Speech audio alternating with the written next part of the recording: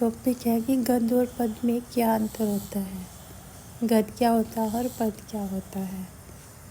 गद्य जो होता है वो लयात्मक नहीं होता है, उसमें कोई लय नहीं होती है।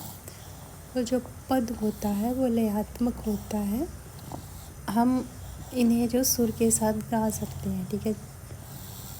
जो हमारा इसमें दूसरा अंतर है वो है कि गद्य का संबंध हमारे विचारों से है और पद का जो संबंध है वो हमारी भावनाओं से है, ठीक है। और तीसरा अंतर है कि गद्य विधा के अंतर्गत कहानी, उपन्यास, नाटक, निबंध, व्यंग्य, आत्मकथा, पत्र वगैरह आते हैं। और पद के अंतर्गत हमारे जो गीत आते हैं, कविताएं आती हैं। कविताएं सुर के साथ गाई जाती हैं, गीत सुर के साथ गाए जाते हैं।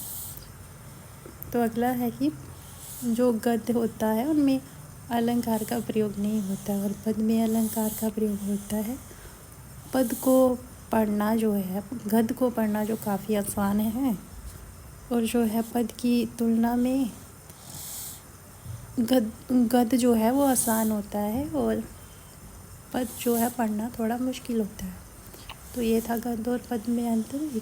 एक सिंपल लाइन में कहेंगे कि जो आसान शब्दों में होता है उसे गद्य कहते हैं।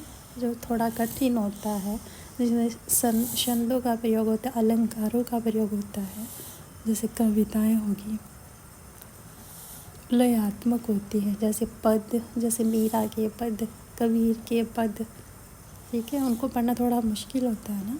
तो वैसे ही जो गद्य होती है वो आसान होती है, जैसे उनमें छंद नहीं होते, वो छंद मुक्त होते हैं। जैसे नाटक है हमारा, निबंध है हमारा, निबंध सीधे लिखे जाते हैं, उसमें कोई लय कुछ नहीं होता है। और उपन्यास हमारे होते हैं जैसे सिंपल भाषा में जो लिखे जाते हैं। तो ये था गद्य और पद में अंतर। Thank you.